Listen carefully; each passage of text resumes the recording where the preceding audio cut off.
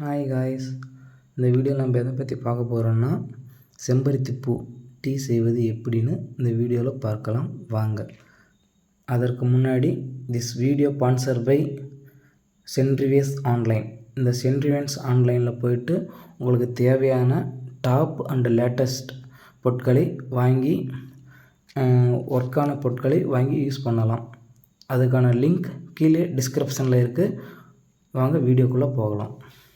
ஒரு அளவான பாத்திரத்தை எடுத்துக்கிறோம். அந்த பாத்திரத்தில் ஒரு டம்ளர் தண்ணி ஊற்றுறோம். ஊற்றி நல்லா கொதிக்க விடுறோம்.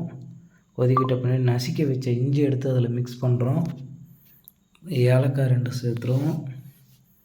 அப்போ அந்த ஒரு டம்ளருக்கான அளவுக்கு வெல்லத்தை சேர்த்துறோம். வெல்லத்தை சேர்த்தி ஓமவனின்ற ஒரு செடியிலேருந்து இலையை பிடுங்கி அதில் மிக்ஸ் பண்ணுறோம். நல்லா கழுகி அந்த ஓமவல்லி செடி எதுக்காக போடுறதுன்னா சளி பிடிச்சிருந்தா கூட விலகிறதுக்காக போடுறது.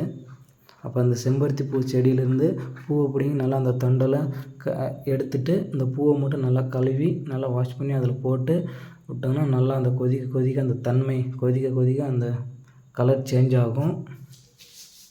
கலர் சேஞ்ச் ஆக அதை எடுத்து நல்லா கொதிக்க வச்சு அதை எடுத்து ஒரு டம்ளரில் வடிகட்டு பின்னாடி ஒரு லெமனை எடுத்து ஆஃப் பண்ணி அதில் கொட்டையெல்லாம் எடுத்துட்டு அந்த ஆஃப் லெமனை ஒரு டம்ளரில் அந்த வடிகட்டின டீயை எடுத்து ஊற்றி செம்பருத்தி டீயை ஊற்றி அதில் அளவாக தேன் அதில் மிக்ஸ் பண்ணி அதுக்கப்புறம் ஆஃப் லெமனை அதில் எடுத்து புழிஞ்சு விட்டால் அந்த செம்பருத்தி பூ கலரில் அந்த டீ மாறும். நல்லா கலக்கி விடணும், அப்போ தான் அது மாறும். நீங்களே பார்ப்பீங்க மாற்றத்தை. நன்றி, வணக்கம். இந்த வீடியோ உங்களுக்கு பயனுள்ளதாக